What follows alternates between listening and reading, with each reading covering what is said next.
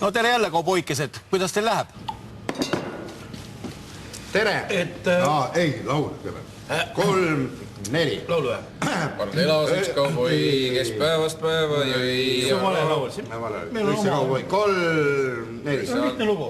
Isa kauboi, pipie, isa kauboi, pipie, veel kord.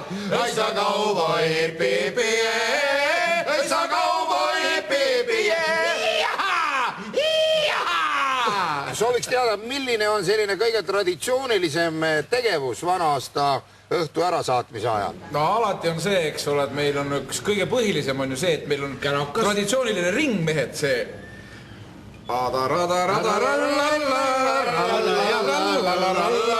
Et kelle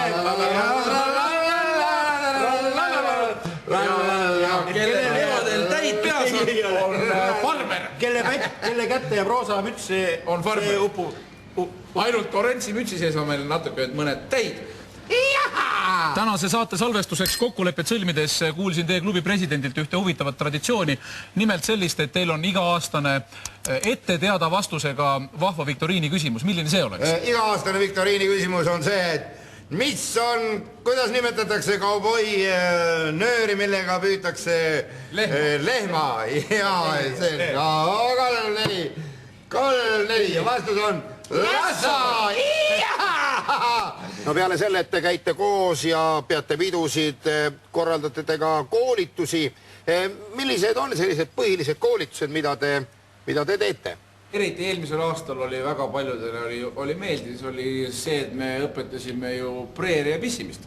Preeria pissimist? Preerias on ju ohkaline rohi, seal kükitada ei saa. Meestele ja lastele. Lastele, jaa. Preerias ei saa kükitada, sest seal on ju astel palju. Aga ja seal tuleb jätame küsimiseks, kuidas erinevad inimsood preerias pisivad. Jätame selle koju küsimus. 3, 4. Püsti! Mis sa ütlesid ära, et... On veel küsimusi? Kuidas te sellel aastal peole tulite, kas sobustega või kuidagi teistmoodi? Minul käib üks ja sama takso iga aasta kogu aeg, kui ta mind siia peole toob ja taksojuht juba teab, et ta saab alati, ma istun tema selja taha ja panen talle päitsed pähe.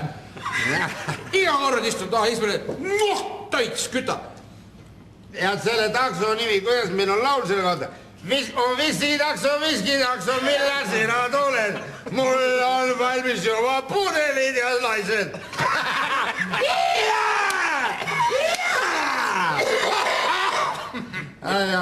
Noh, tervise juures. Mis veel?